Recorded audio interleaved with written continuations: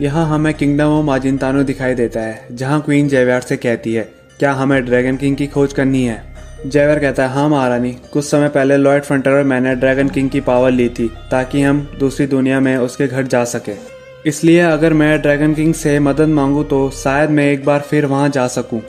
Queen कहती है, पर लॉर्ड फ्रंटियर तो इनकारनेशन गेट में गया था, इसलिए कोई नहीं जानता कि वह किस रूप में जन्मा है या किस दुनिया में है।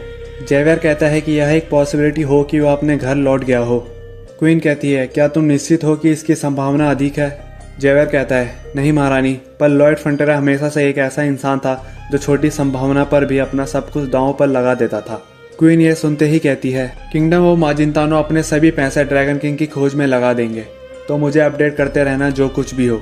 जेवियर बताता है कि हम ड्रैगन किंग की जगह की ओर जाने वाले उस रास्ते पर गए जो हमें याद थे, लेकिन महीनों तक खो जाने के बाद हम उसे ढूंढ नहीं पाए। यह संभावना है कि वहाँ एक मैजिकल बैरियर मौजूद है और हम इंसानों के लिए वह बैरियर पार कर पाना इम्पॉसिबल है। इसका मतलब है कि हमें यह पता लगाना होगा कि अतीत में हीरो कैसे ड्रैगन किंग की जगह तक पहुँच पाए और उनका आशीर्वाद प्राप्त कर पाए। क्वीन कहती है, ठीक है, अतीत के हीरो से संबंधित सभी चीजों की जांच करो और उनसे जुड़ी हर जगह की जांच करो।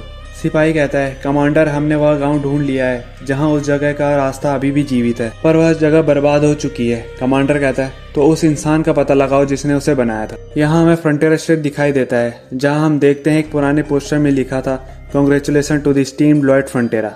वह पुराना पोस्टर टूट कर नीचे गिरता है, जहाँ हमें फ्रंटियर स्टेट के बीचों बीच लॉर्ड का शवल दिखाई देता है।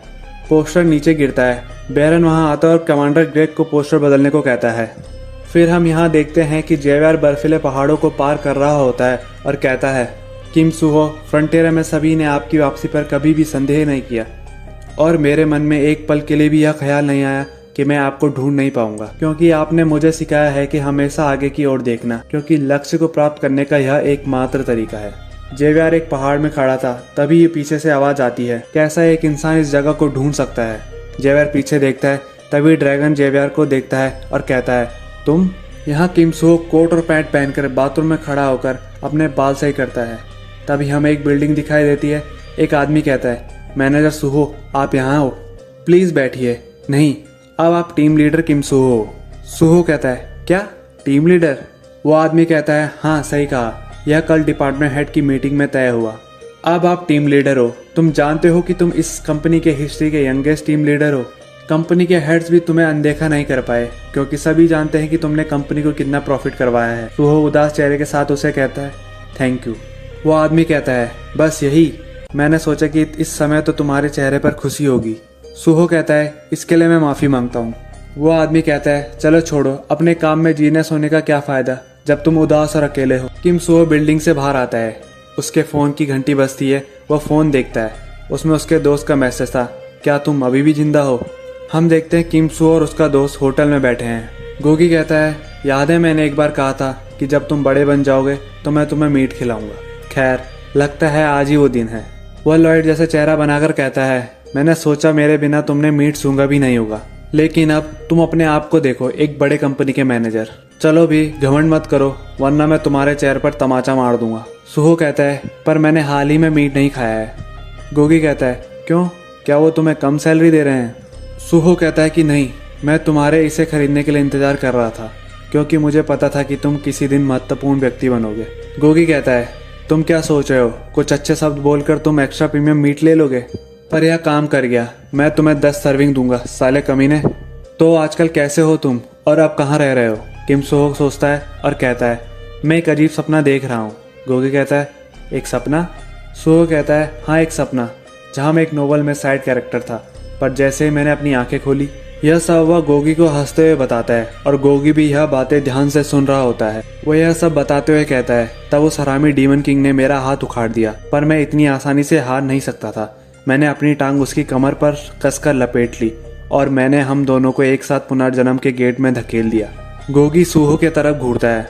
सुहो कहता है, माफ करना, मैं शायद किसी स्कूल के बच्चे जैसा लग रहा हूँ। एक बड़े आदमी के लिए यह एक बचकाना सपना है ना? गोगी कहता है, डूड, वह सपना नहीं था, है ना? सुहो कहता है, बिल्कुल, यह सपना ही था। मैं एक इंजीनियर हूँ, मैं ऐसी बातें कैसे बना सकता हूँ? गोगी कहता है, नहीं, तुमने अभी जो कुछ भी कहा, तुमने सचमुच उसका अनुभव किया है। यह सुनकर सुहो की आंखों में आंसू आ जाते हैं। वह आंसू मिटाता और कहता है, यह एक सपने के अलावा और क्या हो सकता है, ऐसा कुछ होना इम्पॉसिबल है।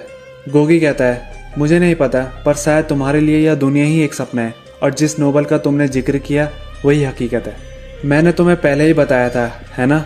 तुम्हें कभी लगा ही नहीं कि तुम इसी दुनिया से हो। तुम हमेशा किसी दूसरी दुनिया से आए हीरो जैसे लगते थे, एक ऐसा हीरो जिसने अपनी पावर यहीं खो दी थी। सुहो कहता है, क्या हीरो? मैं तो बस एक साइड कैरेक्टर था। गोगी कहता है, मेन कैरेक्टर एकमात्र ऐसा नहीं है जो हीरो हो सकता है। हाँ, लेकिन उस साथी जेवियर के बारे में क्या तुम सचमुच सोचते हो कि वह अंत था? सुहो कहता है, क्या?